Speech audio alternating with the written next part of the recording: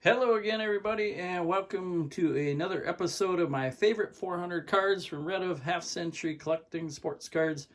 These were the cards from the last episode that got us down to number 330 on my countdown. So we're starting at number 329, and this is one of the best athletes of all time. Now, there's this thing in Minnesota they call the AAA award that my oldest daughter, got that for being good in academics, athletics, and the arts. She was a singer that could sing the national anthem. She was in jazz bands since 6th grade, playing solos on the alto sax, a good student, and all-conference volleyball, basketball player, and then all-state player in volleyball.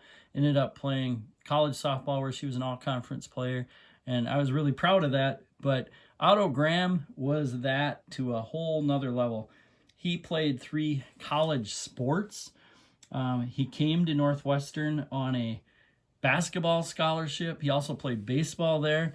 And then the football coach saw him in intramurals just throwing darts and said, you got to come play with me. He did. He ended up, not only playing, winning the quarterback spot, but he set a bunch of collegiate passing records. He ended up 3rd in the Heisman, the end of his career, and all this while being part of the Coast Guard as well. So talking the musician part, his parents were music teachers. His dad taught Jack Benny, and he played the piano, violin, trumpet, French horn. He was a good student as well. And then he fought in World War II. At the end of World War II, he had signed to play with the Cleveland Browns. Paul Brown was the general manager and coach, and prior to that, he was an Ohio State coach who Otto Graham had so many good games against in college. But before playing with the Browns, he thought, I got to do something in this offseason. So he went and played professional basketball with the Rochester Royals. They were in the National Basketball League at the time, which was a precursor to the NBA. And they won the championship. So he won a championship his little time playing professional basketball. Then the football season starts. He's with the Browns. He wins the starting QB job.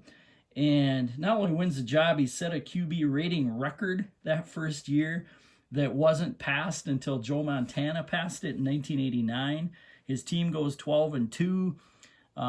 They end up in the championship, and his team wins the All-American Football Conference title, which is where the Browns played that 1946 season.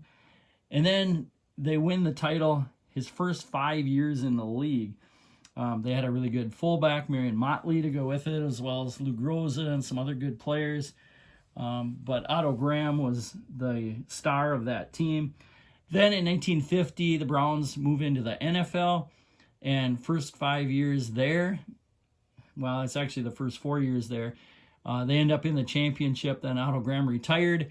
They talked him out of retire because then that next 55 season without him, they had such a bad year. They talked him back into playing, and they make the championship game and win it in that season. So, and then he does retire. So 2 of those 5 years, they won the championship. They were in the championship every year. So his 10 years of playing professional football, all 10 years, he's in the championship, and his team wins 7 of them. That team is the Cleveland Browns for all of them. So great career for Otto Graham, who was one heck of an athlete. And those 2 titles that he had already won in 2 different sports after one season, he was the first guy to do it, and since then it's only been equaled by this guy, Gene Conley. And this is showing his 57 championship season with the Milwaukee Braves. Next on the list, we've got a multiplayer card. 2 of my favorite players, Hank Aaron and Mickey Mantle. And what I think is cool about this card is this is a 58 World Series batting foes card, so this is their matchup in the World Series from 57. But little did they know as they made this card that they would also be World Series foes in 1958. So 57, Aaron got the best of Mantle, and then 58, Mantle gets the best of Aaron. So just cool looks, I think, by both of them on this card. Fun card of two of the best of all time. And just wanted to show some of the multiplayer cards that Hank Aaron ended up on. He's with Eddie Matthews. He's with Ernie Banks. He's with Willie Mays. So he got some pretty cool multiplayer cards over the years. All right, next on the list, one of my favorite Minnesota Twins of all time. Came from Cuba as Pedro Oliva, which you see on this card, but this is not one of my favorite cards, being that 4-player card. Tony Oliva. He actually is Tony Oliva. His brother was Pedro, but Pedro was 3 years younger, so he used Pedro's birth certificate when he came over to look like an 18-year-old when he was actually a 21-year-old. But they were so impressed by him. The Twins signed him, and he ends up being the batting champ his first 2 years in the league. Couple awesome years. This is coming off a World Series year of 65. And I like the back of this card. If you look at that cartoon, it says Tony was the AL MVP last year. He wasn't. He came in second, but his teammate Zoilo Versailles actually won the MVP. Oliva maybe should have, but a little misnomer. Cool back, so I like that bright color on that 66 back. That's just kind of, I think, a cool pose with the bat there of Hall of Famer Tony Oliva. Next on the list, we got another Hall of Famer, old-timer, guy who started his career in 1898. This is actually the last year of his career. He only played 1 year with the St. Louis Cardinals, and that's this year on this T206 card where he's pictured. His main years were with the Boston Beaneaters and then the Pittsburgh Pirates. With the Beaneaters, who were a pretty bad team, he still won 20 games a few years, and then he had a 29 loss season. But he still had an ERA barely over 3, just a really bad team. And then he went to the Pirates in 1906 and had 4 years each year with a 20-win season. So he won 20 games 8 times in his career. He had a 2.63 career ERA, over 60 WAR in his career, and 50 career shutouts. So Vic Willis on a T206 with a Tolstoy back. Kind of a cool card. Next on the list, we've got another pitcher.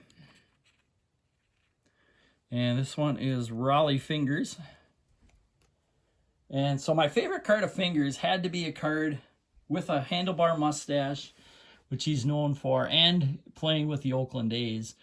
And there's really only 2 cards that show that pretty well, and that's the 75 and the 76 card. Both of those cards kind of shadows over the eyes, but I like this 76 card a little better. You do have to look a little close to see the handlebar mustache, but it is there.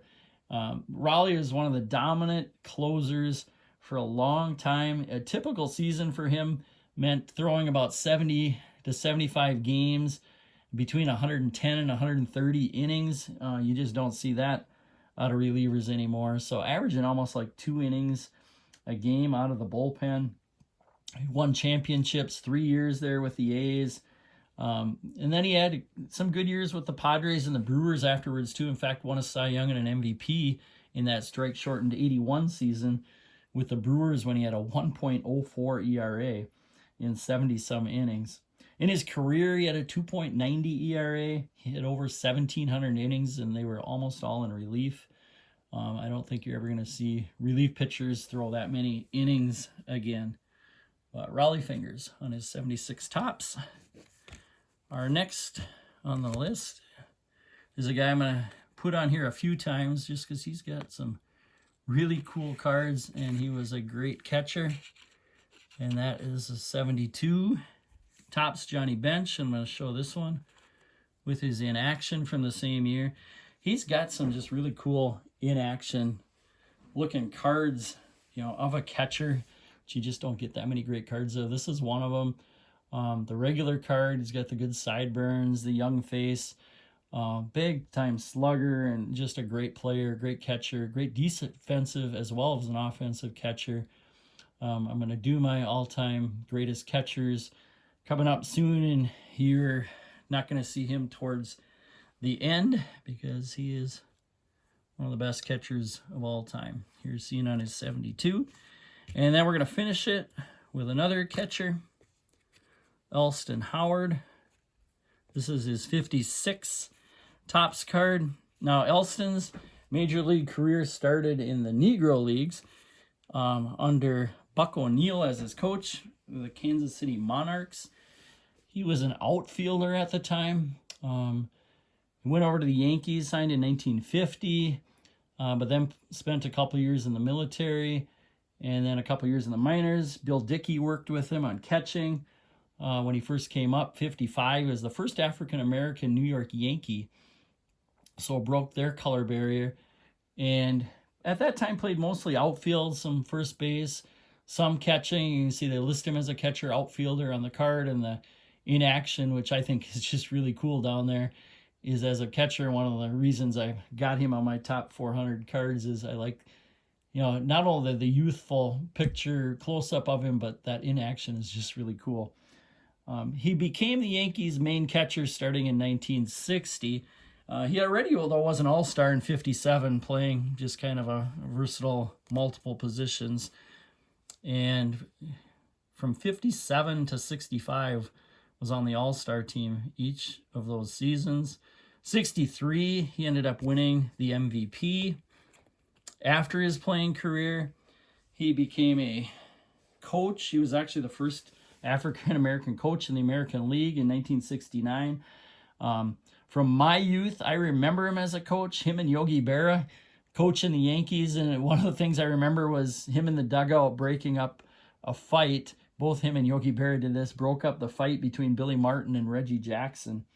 So that's one of my memories of him, as a kid. His number 32 is now retired by the Yankees. So Elston Howard, 1956 Topps. Now, in showing a 1956 card, I wanted to show what a 1956 Topps pack looked like. I don't have one of the full 5-cent packs, but this is a 1-cent pack from 56. It's got this wrapper is actually the same on the 5-cent pack, but part of my pack collection, which I just have a lot of fun with these packs. Tempted to open them all, but this is a cool 1956 Topps. So that is it for today. Thank you for watching. We've gotten down now to number 323 on my list of all-time favorite 400 cards.